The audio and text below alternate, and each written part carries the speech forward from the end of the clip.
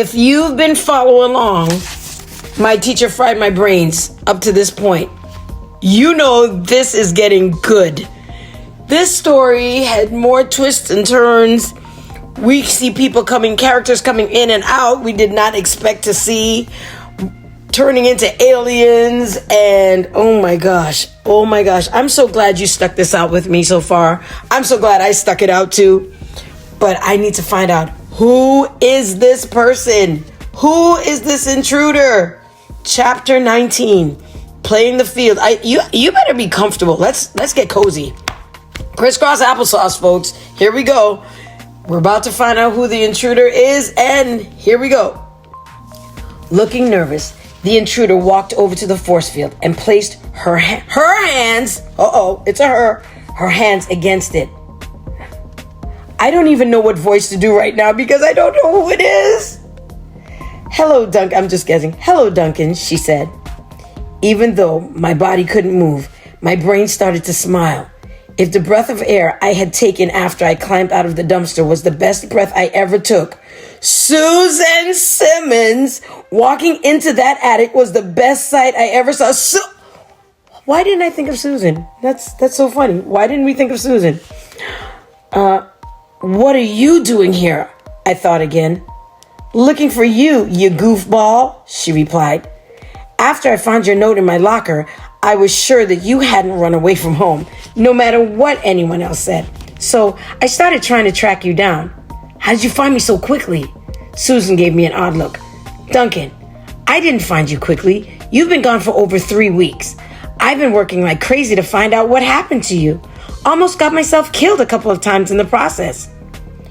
3 weeks? I think my brain did something that was a little like screaming because she flinched back for a moment. Sorry, I said when she put her hands back on the force field. I didn't mean to do that, but you really surprised me. I had no idea I'd been here so long. Can you get me out? At one time, I would have been embarrassed to be rescued by a girl, but with my newly fried brain, I had examined the biomechanical structures of the male and the female, not to mention the underlying historical and economic situations that had led to our relative differences, and I had come to the conclusion that women are a tough bunch. So, that was okay. Wow, he sure said a lot. Huh.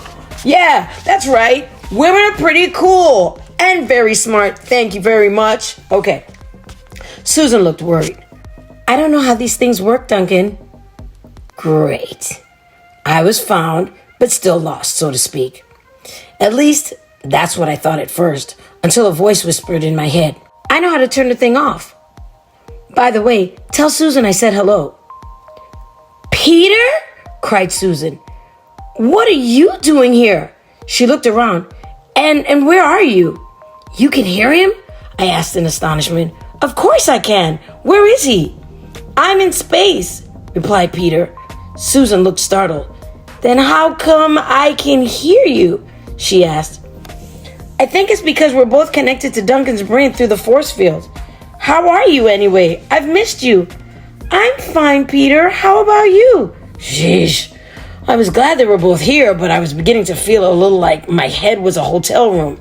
I hoped nobody else was going to show up right away. I mean, I could understand why Peter and Susan wanted to talk, but I didn't particularly want them to use my head to do it. Fortunately, I didn't have to complain too much. They both knew that we had to get busy.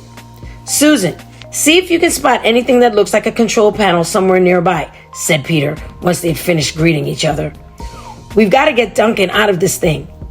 It's over to your left, Susan, I thought, remembering when I'd seen Creebum use it to begin with. Susan turned to look for it. Got it, she said after a moment. Good, said Peter. Now, describe it to me. Unfortunately, Susan couldn't hear him because she wasn't touching the force field anymore. I guess she figured out what she ought to do anyway, because she rattled off a long list of the things she saw on the control panel, which seemed to consist more of points to push than the knobs, dials, and levers that we're used to. I didn't have to repeat what she said, since Peter could hear whatever I heard. When she was done, he said, Ask her if she can see a red spot in the second row of controls.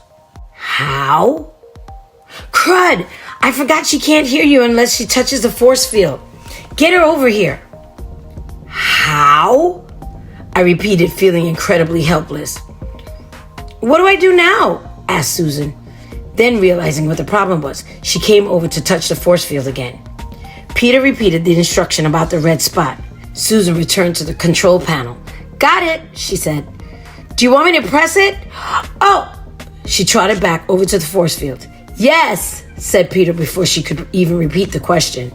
She returned to the control panel again and did as he had told her. I waited eagerly for the force field to release me. Nothing happened. I wanted to cry, but of course my body was having none of that. Don't worry, Duncan, said Peter. That wasn't the release. We're just getting started. This is going to take a few minutes. Nothing happened, said Susan, putting her hands back on the force field. Don't worry, repeated Peter. This is a several-step process. How long is it going to take? Asked Susan nervously. I don't want to be here when Miss Carpoo comes back. Her real name is Creeblum, I thought. I don't care if it's Kleenex. I don't want to be here. What next, Peter? He gave her another instruction. For several minutes, it went on that way, with Susan moving back and forth between the force field and the control panel while Peter told her what to do. I might as well have taken a nap for all the good I was doing. I began working an equation in my head to keep myself busy while the two of them fiddled with the force field. I got so involved with the math that I was a little surprised when I suddenly heard a soft zoop and found myself sitting on the floor. I'd landed with a thump, but the pain in my rump was right up there with that breath of air and the sight of Susan for peak experiences. I was free at last. With the force field gone, I thought I was going to lose contact with Peter, but he was still there, inside my brain. Of course, he said, your head is what we call wetware, an organic machine. At the moment, you happen to be one of the most powerful communication devices in the galaxy, Duncan. Now listen, I've got some important stuff to tell you. There are big things happening up here, and you need to... Oh no! The last words came as a shout of terror. Peter, what is it? I thought desperately. What's going on?